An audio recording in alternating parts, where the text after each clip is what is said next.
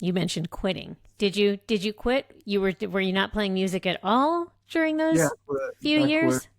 Usually in my life, usually if I decide to stop doing something and I've really made the decision to do it, I pretty much just stop, you know. So what that means in this context is that uh, I didn't try to get I asked to be let out of my Geffen contract, and they didn't have a big problem with it, so they let me go. Well, the guy that Mm. signed me had moved on, and Oh, when you don't have a cheerleader and you're not a big selling artist, then it's not a big problem. So I got out of the contract, and I didn't shop. I didn't want to shop for another label deal. I had just my first wife and I had just had our child, and I thought, I want to be here. I want to stay home, and I did try to. I had done some film scoring at that point. I'd scored my first film, and I did try to do a little bit of that out in LA, try to drone, and I was able to get these meetings that would have been hard to get normally because maybe they had my records or something like that, but I could get on the lot and have this meeting with this hotshot at Warner Brothers and stuff. And so I did that, but they were like, "So are you living here?" And I said, "No, not anymore. I kind of live in Atlanta." And they were like, "Yeah, kind of got to live in LA." So that was it. And Now so you now Atlanta is the place. So are there yeah, opportunities for you now? I don't know. I There, really you might look into that because I'm not, that's where the industry is now. Unfortunately for us. I haven't exploited that at all. But I mean, yeah, you're right. I mean, we do have a lot of film work here, and we have had a lot of film work for a long time.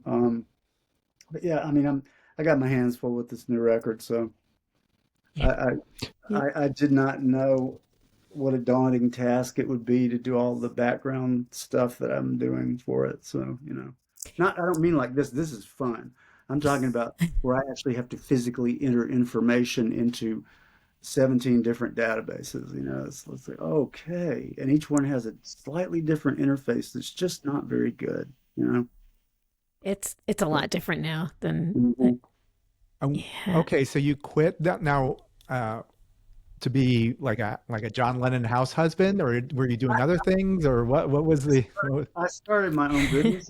I had always intended to me, music was a thing that I did, not the only thing. Mhm. And so, because I wanted to stay home, I just ended up starting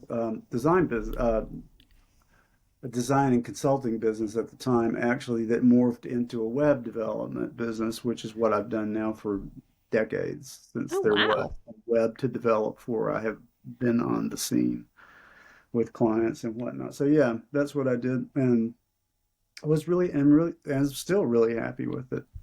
So yeah, this record's getting in the way, man. I got to get out. I got to past. So what happened? So you're doing the web thing, and then you notice a guitar on the wall, and what made you take it off the wall? Exactly what happened. How did you guess? I noticed. I was like, wow. Oh, look, there's guitars back there.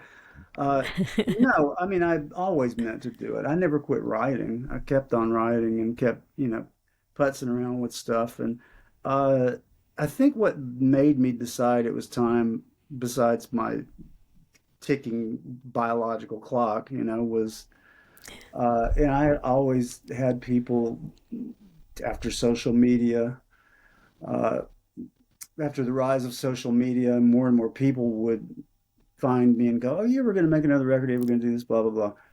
And I go, "Yeah, yeah, yeah, yeah. I'm going to." But I'd always put it off. Next thing you know, 10 years have passed and I haven't done it. And I did. I started a podcast back in 2019, and I did 2 seasons of the thing, and it was What was the fiction. name? What was the name of your podcast? What was that?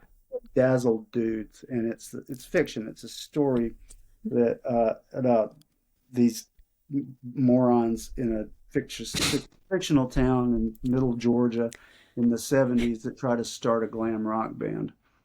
Um, so what I did was I did all the voices and played all the music and wrote most of the scripts except for my wife Layla wrote or gave me some of the ideas. And if you had met her, you would not think she would come up with this stuff. But uh, anyway, so I had a lot of fun doing that. But the point of it is I think that kind of broke the ice for me because I had to write these really terrible songs for this terrible band that really naive guys, and then perform them and mix it all and do this every week and have it ready by midnight Thursday so it could drop on Friday. And that kind of got me back in the swing of thinking that way. And I guess the Dazzle Dudes gave birth to this record in a way, which is really not a good thing to think about. That's you could have gone in a whole other direction with the Dazzle Dudes. It could have been like a whole Spinal Tap. Yeah. Yeah, and it kind of is that, I guess. Hmm. I mean, it falls into that sort of same camp. I wasn't really thinking Spinal Tap as much, but I mean, you're going to think about Spinal Tap when you do any sort of rock satire like that, since it Yeah. came pretty much first. Well, except for the Ruddles. I guess the Ruddles came first, The but Rattles. Yeah. Yeah. So are these guys based on people that you know or yeah, you grew up yeah, with? yeah, they Okay. are. They're based on people they were a little bit older than me. Like when Hmm. I was in high school, you always had, maybe you guys didn't, but we always had friends that were a few years older than you, and they were in a band, and then that band was actually out there making money, which meant they were playing like all the top 40 covers of the mid 70s at high school dances. Nothing wrong with that. I'm not saying there is, but that's what that meant. It's like, oh, they're making money. Okay, cool. That's what I want to do. And then they'd always have the one song, it's like, "Oh, this is our original," and they play it, and you just think, oh my God, this is so completely dreadful. I don't know what to say about it.